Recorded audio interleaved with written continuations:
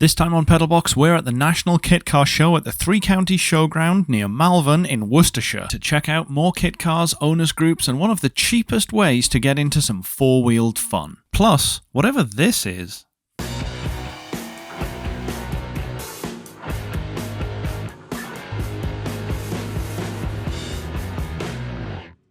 We're going to start with one of my favourite kit car turned manufacturers, Marcos. They originally started selling kits in 1959 and transitioned into in-house manufacturing before sadly going bust in the year 2000. The Marcos Mantara seen here was one of the first cars I vividly remember seeing at a big motor show around 1992 and 1993, which wasn't long after the company fully moved onto factory builds instead of just kits. This one is actually an LM500 variant. These were produced to allow it to compete in the GT racing series, including at Le Mans, which required production units to be sold to the public to qualify for use in the series. They use a 5-litre Rover V8, but a few actually left the factory as an LM600, not with a Rover V8, but a 6-litre Chevy small block. Inside the main building, there were lots of manufacturers of both full cars and kits. Dax had a fantastic looking Cobra Daytona on their stand, basically ready to go, and next to it one of their production chassis, but up front wasn't the usual big block V8 you'd expect to find in a Cobra replica. No, here we have a Viper 8-litre V10, which fits snugly into the same chassis, because that's exactly what your unruly Cobra needs: more power, more torque, and an even bigger engine. To be fair, I am 100% here for it. Apparently the only adjustment needed to house the whole V10 drivetrain in the engine bay is to the scoop on the bonnet. It needs to be extended about 2 inches further forward in order to make room for the throttle body and inlet manifold, and after that, the whole thing just pretty much works the same in every other respect. Dutton brought a couple of Phaetons to Malvern. This one was first registered in 1970 and seemingly still going strong. It was parked next to their next generation S5 mock-up in this vibrant lime green, and it also had an experimental front clamshell which has a matte instead of gloss finish right out of the mould. Hawk make a range of different kit cars, and in addition to the 289 and 427 Cobra replicas, they also make a Stratos replica simply called the HF. These originally used a 2.4 V6 from the Ferrari Dino, but these can be fitted with either a turbo or supercharged 2-litre Lancia engine, various 2.5 or 3-litre Alpha V6s, the latter of which appears to be fitted into this orange car. These kits can also be supplied ready for the original Ferrari 426 Dino engine, as Lancia intended, or a Ferrari 308 power plant, if you've got deep enough pockets. The Alitalia livery is one of the all-time classics of rallying. It's definitely my favourite of the pair here, and this one also appears to have the same Alpha V6 as the orange one next to it. Last up we have MK Sports Cars, who had a selection of vehicles on their stand, and this blue one has an MX-5 drivetrain. And if you think that engine bay is looking a little bit tight with all of that extra pipework, it is with good reason. The 16-valve 4-cylinder has a turbo hanging off the side, and all that pipework is running up to and through the intercooler in front of the radiator, because who doesn't love some boost on their half-ton hero? With a bit of luck, we'll be doing some more video on these in the not-too-distant future, so make sure you subscribe and hit the bell to get notified of that and all of our other videos when they go live. Venturing back outside, it was time for Paul Swift's Stunt Show, hosted by Oscar's Garage, who was perhaps a bit more involved in the stunts than he'd have liked at certain times. Paul Swift down there in the white Mini. Give a big round of applause for Paul. I'm here, Paul. I'm here.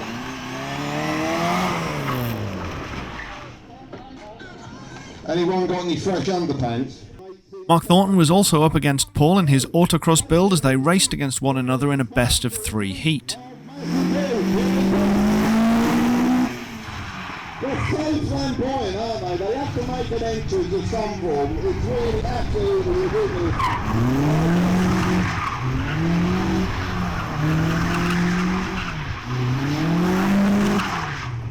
Paul and Mark allowed myself and Wayne from teanbizz-kits to put our cameras on their cars, so you can check out more of the video on Wayne's channel, linked in the card above and the description below. So thanks to Paul and team for that, the video came out great. Here's Paul demonstrating the course that he and Mark will be driving from a common midpoint going in opposite directions.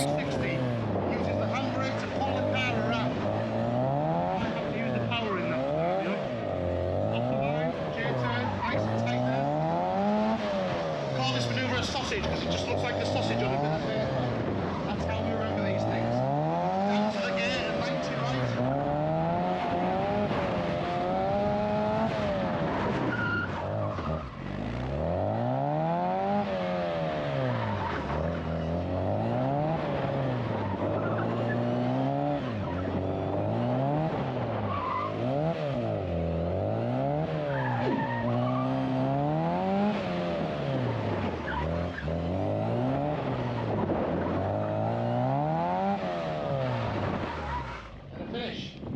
Now let's see how they did.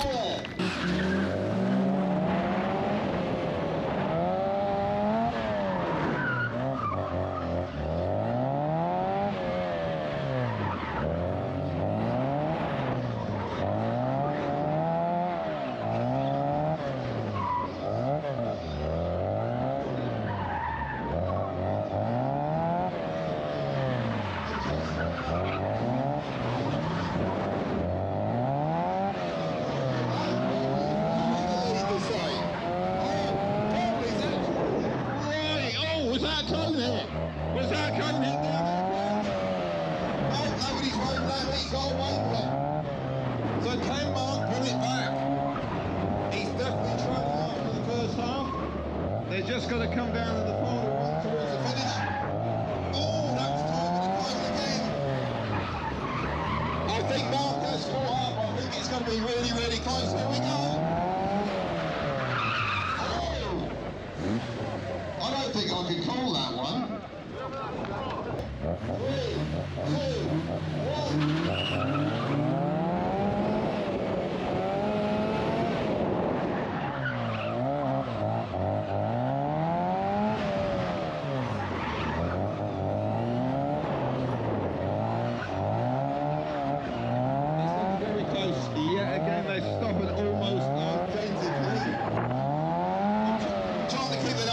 Make sure we don't get any more cold into the trips. And we're coming up to the halfway point now.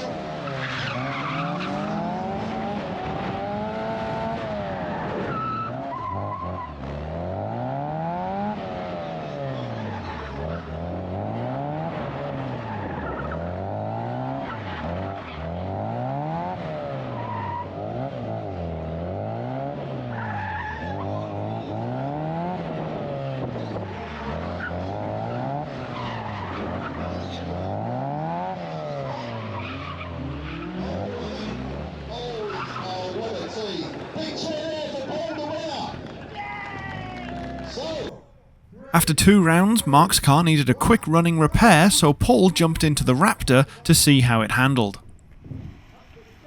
Oh yes, oh yes, oh yes, oh yes, oh yes.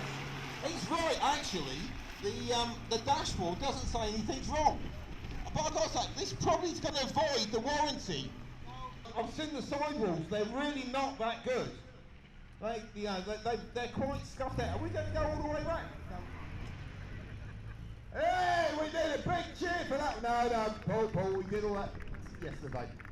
2, 1, go!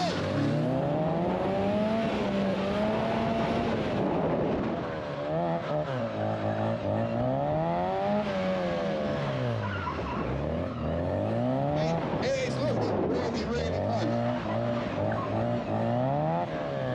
And there's some guys here from another YouTube channel, teanbizz-kits.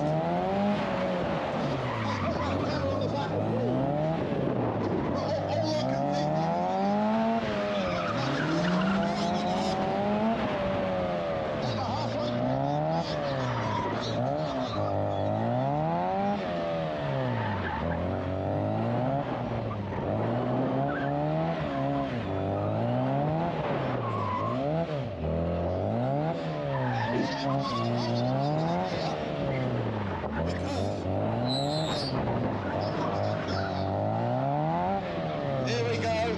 Oh, very easy win there for Paul. Brilliant. Big cheer for both of them, please. Not far from the stunt demonstration was this, and it took me a while to work out exactly what it was underneath all of that leather-wrapped panelling. At first glance it looks like a trike, but as you move around to the rear you'll notice 2 things, and I don't just mean the wheels. Yes, this is a four-wheeler, but between them is a differential because just above them and left of the number plate is a small badge in a familiar font which reads AWD. The H6 badge gives another clue, and a peek behind the front wheel reveals an entire Subaru 3-litre flat-six drivetrain. The exterior look carries through into the interior with the same blue leather-wrapped panels and dash, along with a centre-mounted cluster. It's all really quite nicely put together, and I don't think the word unique really does it justice. I'd love to speak to the owner and find out a bit more about this, so if you know them or if you happen to be watching this, let us know in the comments. We'd love to know more about it. Here we have a couple of cars which started out as BMW Z3s and subsequently underwent an almost complete rebodying to become Bertini GT25s.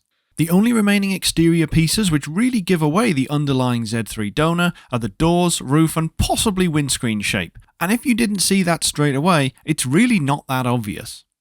The first generation Z3 has a whole host of engines to choose from, and the conversion kit starts from under £4,000, although that does still require a few additional parts including Fiat 500 headlights and Porsche 996 rear lights.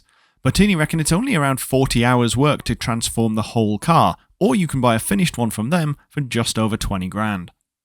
The mini kit stand, as the name suggests, is all mini-derived builds. This blue Roadster was front and centre, and we'll let the owner, Alex, tell you about how he came to own it. So my name's Alex. This is my 84 City E, which has had a little bit of work done to it over the course of a few years. I actually found this 3 years ago in a building site. It was in a repossession site which was being renovated, and unfortunately the whole place, including the 4 cars in the garage, went into repossession. As much as I wanted to buy the Evo, the Impreza, the Renault 5 Turbo and this, I didn't have £50,000 at the time. So I thought I'll go with the Mini, and I managed to blag it for a princely sum of just £5,000. And the reason for buying it, underneath the bonnet is a Vauxhall Nova engine. It's a little bit different. It's not the tidiest of engine bays, but I have not yet seen another Vauxhall Nova conversion done on these cars. The history of the car came with the car. It was hiding in the boot, and it was originally built by a chap called Steve Jenner. This was his first pet project at the tender age of 19 years old. And he's actually now running a roadster conversion business for classic cars. He still does it to this day. So this was his first pet project that he built. It's a full Z-Max body kit, slight roof chop, complete roof removal. The roof now sits over the back seats as well as the boot, so you do have a lot larger boot on this car. Inside we have some Ford street car seats and a black and blue vinyl interior. Top speed of the car is about 120, though I dare not push it anywhere near the 100 because it is a bit windy. Unlike a lot of cabriolets, the wind does come straight back round and right into your ear holes as soon as you hit 70 miles an hour. But this is my car. I've had it for 3 years, and yeah, I'm not selling it. I'm sorry, I'm not selling it. You have to keep your hands off. Also on the mini kit stand was this 6-wheel, possibly amphibious Mini. It certainly looks like it might be capable of floating, although that low-hanging and thus underwater exhaust might put pay to it if you tried. There's more of this on Wayne's teanbizz-kits channel as well, so if you want to see more of it, head over there. The Scamps were also out in force at Malvern, and I hate to admit it, as we first took a wander through at the start of the day, I did mistake these for Mini Mokes, but they're very much not. They're a completely different build. Where the Moke was built at Longbridge, actually by BMC, these were built in Surrey by Robert Mandry, with almost no overlap in the production timeline. I particularly like this sports-themed Gulf-coloured Scamp, complete with a big old diffuser on the back. Gulf livery really does make everything look better. And speaking of Gulf livery, the car you'd expect to be wearing it wasn't. They had a fleet of 1966 liveries, including the 59, 66 and number 1 cars, which predate the Gulf livery by a couple of years. The number 1 car was especially interesting as it was presented in Le Mans race trim, which included a plethora of marker lights originally from the Ford Falcon and Fairlane, used to illuminate the numbers on the door, the rear clamshell, among a couple of other things. The light just ahead of the spoiler lip here has a small shield around it, I think to prevent glare into the rearview mirror, but this was apparently removed after scrutineering as it affected the airflow into the spoiler. Cycle karts might be a new hobby I definitely don't need, but there is a non-zero chance I'm going to end up building one of these one day. They have to be one of the cheapest ways to get into motorsport, and one which doesn't suffer from an overabundance of competition. In the original creator's own words, if you're looking to win, you're probably in the wrong sport.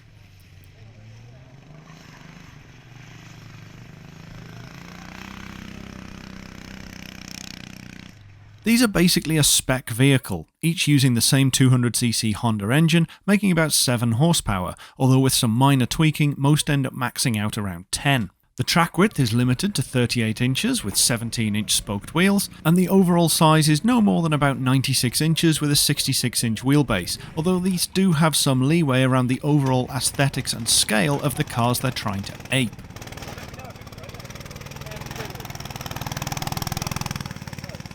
The body is where you can really get creative. Originally designated as being pre-war, anything from the interwar period is now also acceptable so long as it's an open-wheel style racer of the day. Reading through the lore on the evolution, there are 2 main pieces of advice here. First of all, don't build a chassis and then decide what body you want to put on it. Know what you want to build from the outset. Probably a piece of advice we should have followed on our full-size build.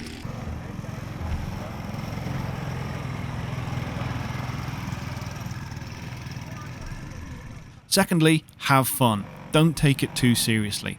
I'm really struggling to stop myself from just designing one of these right now. I've got a lot of other things I need to do, although I may have picked up some cheap wheels that came up locally to start pondering what I might want to do over the winter.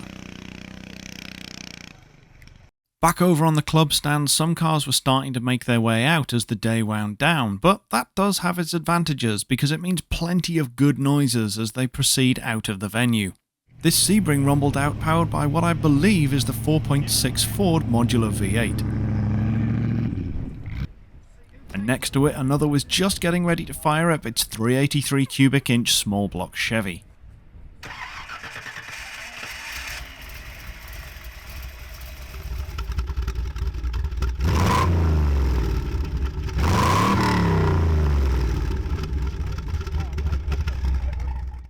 A little further down was a huge selection of Marlin, who are still going some 45 years after they were founded and generally produce very classical styled vehicles, although while editing this I found out they have a mid-engine model which is much more modern and uses a 20-valve turbo as one of the engine options. Unfortunately there weren't any on display here that I could have had a look round to compare notes. Cobras were well represented in the club stand area by the Cobra Replica Club and the UK Cobra Club. After the low-cost style of car, the Cobra surely must be the most popular choice in the UK, and based on the numbers here, it certainly seems that way. It's such an icon of motorsport and automotive design that it's not really surprising it's so popular, recognisable with barely a glance, and they never fail to turn heads wherever they go, usually looking for them because you hear them before you see them. GTM have been making cars on and off since 1967 and have actually had half a dozen owners in their 55 years before they ceased in 2022. This GTM Libra from the early 2000s has a Rover K series but was also compatible with the 20-valve turbo from VW Audi as well as various Honda engines including the V6. Finally, one of the oldest kits here is this Rochdale Olympic. This company started selling bodies in 1954 as a bare fiberglass shell, to which the buyer had to source and add literally everything else. The whole chassis is a single monocoque, and this 1959 Olympic is compatible with running gear from a whole range of donors, including the Ford Pop, the Morris Minor, and the MGA. Considering how early these started being made, I'd love to know more about these as one of the first kit cars. The National Kit Car Show was a great event, and although the early unsettled weather dampened the Sunday when we went, the previous day was apparently heaving with even more vehicles on display. Hopefully we'll get back next year for another look round, and in the meantime check out some of the other videos on the channel, both road trips and vehicle projects. Subscribe to get notified when those new videos come out, and we will see you on the next one. Thanks very much for watching.